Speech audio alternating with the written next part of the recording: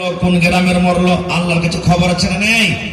তবে আল্লাহ মালাকুল মউতকে বলবেন কি, আফাসতুমু আলা দাবদি, হে মালাকুল মউত, ওই রাকসি গ্রামে, ওই সুখাসন গ্রামের অমুক মানুষের জান কবজ করেছো, অমুক লোকটার ছেলের জান কবজ করেছো, বেটা বেটির জান কবজ করেছো। মালাকুল মউত তখন বলবেন, জি আল্লাহ কবজ করেছি।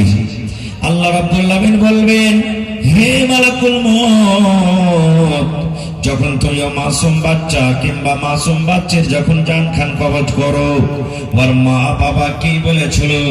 ওরা বলবে, রব্বুল আমিন, যখন আমি ওর কলেজার টুকরার জান কবজ করি, যখন আমি ওর বেটার জান কবজ করি, যখন আমি ওর বেটির জান কবজ করি, আল্লাহ জি ওই টাইমে ওই সময়তে ওই লোকটা সবর করেছে আর এই দোয়া পড়েছিল, ইন্না লিল্লাহি ওয়া ইন্না ইলাইহি রাজিউন, আল্লাহুম্মা আজুরনি ফি মুসিবাতি ওয়া আখলিফ লি খায়রাম মিনহা।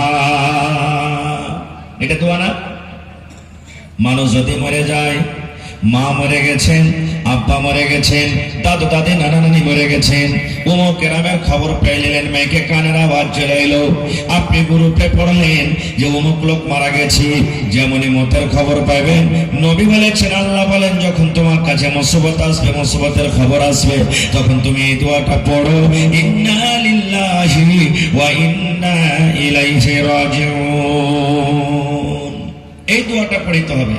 আল্লাহ রাসূলের জামানাতে নবীজি একদিন রাস্তাতে হেঁটে চলেছে, আর একটা মায়া লোক, ওর বেটা মারা গেছে, কবরের ফান্ডরে বসে বসে খুব কাঁদছে, খুব কাঁদছে। নবী তখন ওকে বলছেন, এই আল্লাহর বান্দি, কেন তুমি কাঁদছো? দেখে তোমার কি হয়েছে? বলছে, আমার বেটা মারা গেছে, বেটাটাকে দফন করা হয়েছে, আমার বেটাকে আর ঘুরিয়ে পাবো না বলে আমি কাঁদছি। নবী তখন বলছেন যে, রে আল্লাহর বান্দি, সবর করো গা, সবর করো, কেন দেখে তুমি পাইবে যে কাঁদছো, যা বাড়ি যা, তুমি সবর করো। ওই মেয়ে লোক কিন্তু চিনে না, মহিলা চিনে না যে এটা হলো আল্লাহর নবী।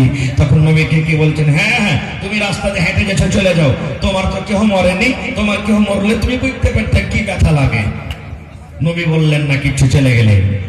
পার্শ্বে একজন মুসলমান তখন বলছেন, রে পাগলি, কি করলে তুমি? বলছে, কি হয়েছে?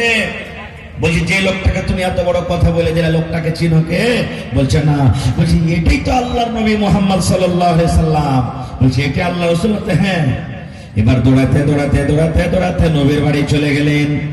ওরে সুবহানাল্লাহ, নবীর বাড়ি যখন চলে গেলেন, এবার বলছে, নবী গো, ভুল হয়েছে আমার, আপনাকে চিনতে পারিনি, জানিনি বলে এত বড় কথা বলে দিয়েছি, আপনি আমাকে মাফ করে দেন, আর জীবনে এরকম কথা বলবো না। নবী আমার বললেন, আল্লাহর বান্দি রে, আল্লাহর বান্দি শোনো, তোমার বেটা মারা